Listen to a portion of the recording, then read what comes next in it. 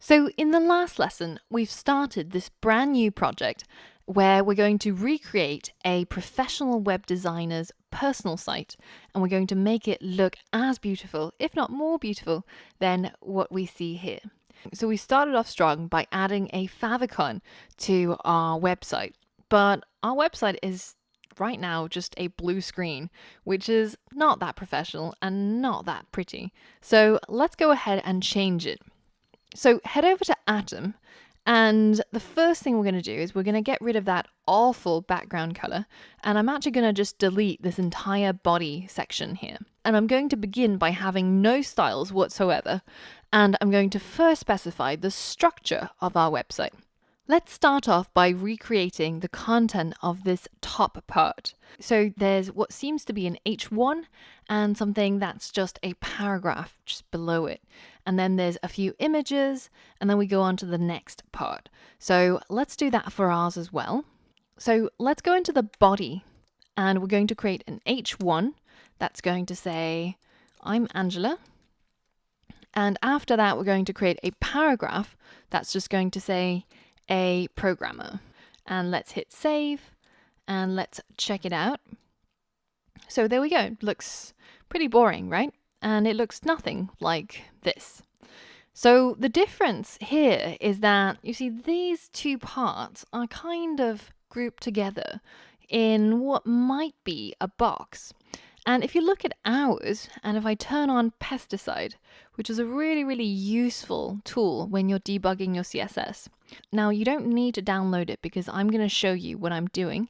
But if you want to have it as a tool, then you just head over to pesticide.io and you can download and install it on Chrome for free. So you can see that what it does is that it highlights all of your HTML elements and essentially all of the boxes that are on screen. So as we mentioned before, essentially all that we're doing when we're using CSS is we're specifying the style for how each of these HTML elements should be displayed. And each HTML element is basically just a box. So you can see that we've got a box up here, which is the H1, and a box down here, which is the paragraph. And that the box that's all around them is actually the body.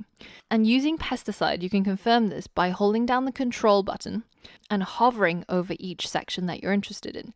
So if I hover over here, you can see that this is showing me that it's a paragraph element, and up here is an H1, and in between and all around is the body. And that's what the blue line is. So this can be quite useful. Now, what you might realize now is that we might want to have a box that's around this heading and the paragraph tag that we can expand its height and also push down our text to the center of it. So we can do this in a number of ways, but the way that I'm going to talk about here is an HTML element called the div. So let's go back into our index.html, and I'm going to create a new element called a div, and we're just going to ignore the class for now. This div is a special HTML element that allows us to divide our content up on our website so that we can structure each div separately. Now, by itself, it doesn't do anything. So if I save this div here and I head back over to Chrome and I turn off pesticide and refresh, you can see that nothing, absolutely nothing has changed. And that's one of the reasons why we're talking about an HTML element inside our CSS module. And it's because divs, amongst other things, don't do anything unless you use CSS with it. So if we turn on pesticide again, you can see that this top part of the body has now got a little bit thicker of a line. And if you right click on it and try to inspect it, then we can select that div over here inside the Elements tab. And if you scroll this graphic up, you can see that it's showing you that it has a width of 1424 pixels and a height of 0 pixels, which is why we can't see anything. It's something that's 0 pixels high, even though it has a width, so it doesn't appear. Now, what you see up here where it says the outline, now this comes from pesticide, and that's trying to show you where that div exists, even though it has no dimensions. Now, if we turn it off, then that goes away. And this is what our code actually looks like. So in order for that div to have a function, or in order to do anything, we have to use CSS. So let's select that div inside Chrome Developer Tools, and let's specify some CSS for it inside our developer tools. So remember, anything that we specify here doesn't get saved, and its only purpose is for us to experiment and see it live immediately. So let's give it a background color of blue, my favorite color. And you can see nothing has changed, but if I give it a height of, say, 100 pixels, then immediately you can see it now appears. And here is our div. This is where it is. And if you hover over it, that's what's going to be highlighted. And if I turn on pesticide again, you can see now if I hold down Control and hover over, you can see that if I turn on Control and hover over this section, it's showing you this is the div, this is the H1, and this is the P. So the div is only there for you to structure and divide up your content. So if we wanted our div to perform a similar function to what we've got up here, which is the top part of the content, where he's grouped together a title, a subtitle, and an image, then we can do that using a div. Now, remember what I said before about how the changes that you implement in the Chrome Developer Tools don't persist in your code. So if you check back in Atom, you won't see any extra code being added.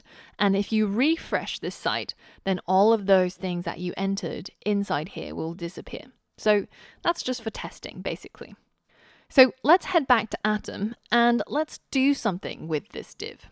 So essentially, a div stands for a content division element, and it basically allows you to split up or divide your content into separate containers or boxes so that you can affect the layout of each box separately.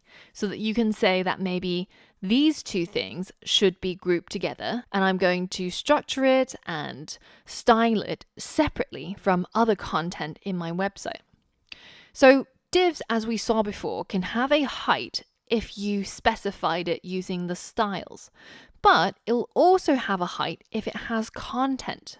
So if we go ahead and move our heading and our paragraph inside our div here and hit save, then you'll see that if we bring up the Chrome Developer Tools again, that this div now has a height. It has a height of 76 point something pixels, and that's just enough to fit all the content that's inside, which is the H1 and the paragraph. Now let's give it a permanent background color so that we can see it more easily. And to do that, we have to go into our style sheet. But before we do that, let's go to Color Hunt and find a good color that we might want to use. So I'm actually going to stick to the same color palette I had before, and so maybe something like this. And if we head back into Atom and go into our style sheet, then we can select our div, and we're going to change its background color to that particular hex code. Now if we hit save and we go back to our website and we hit refresh, then you'll see that our div now has a background color, and we can see that box of the div more clearly. Now the strange thing is, why does that div not go all the way to the end on the left and on the top? It sort of stops just about here. Why is that? Well, remember how we said that the browser inserts their own default CSS to style things? For example, how the horizontal rules should look like, or how the H1s should look like. Well, if you take a look at the body element, then you'll see that there's this user agent style sheet, which we know to be the default styles that are applied by the browser. And you can see that it has a margin of 8 pixels from all the edges. So if we change this, and we can do that just down here by double clicking on it, and then let's enter 0. Now if I hit enter, you'll see that that left margin now disappears. Now you might think that we can do the same thing with the top margin. So if I delete that and hit enter, then you would think that maybe our div would go all the way up to the top, but it doesn't. Now, why is that? Well, because there's also default rules for our H1. And as you can see, when I hover over the H1, it already shows you the entire space that it's taking up. And you can see that inside the user agent style sheet, it's got a whole bunch of default styles. For example, it says that it should have a margin before of this amount and a margin after of this amount. So margin before is at the top, margin after is at the bottom. Margin start is on the left, margin end is on the right. So this margin is what is responsible for that little gap that we still have. So if I go ahead and change this to 0, then you can see now our div is now sticking right to the top of the page. Now, as you remember, these changes, whether if I edit it here or if I edit it inside the style section here, so I can say margin right is 0 pixels as well, then I get rid of that right little space. But remember, none of this is permanent. So the challenge for you is to go and implement these styles in order to override the default browser styles and make our div go all the way to all 3 edges, the left, the top, and the right. So pause the video and give that a go. All right, so all we need to do is just to transplant these changes we made here over to our style sheet. So you'll notice that when I select, for example, the heading, and I double click on the margin and I hit 0, then you'll see that it inserts this line of CSS code here where it says the margin top should be 0 pixels. So I'm just going to do that again for the bottom here. I'm just going to hit 0 and I want you to watch over here what shows up. It's written some more code telling us that the margin bottom should be 0 pixels as well. So we now know what is the CSS that we have to write for our style sheet in order for it to have the same appearance. So let's head over to our style sheet and let's go ahead and select firstly the body element, and we're going to override that 8 pixel margin that it has, and we're just going to say margin is 0. And this means that all 4 sides is going to be set to 0 pixels for its margin property. The other one that we want to change was the H1. And this one, we don't really care so much about the other 3 sides. All we care is about the margin top.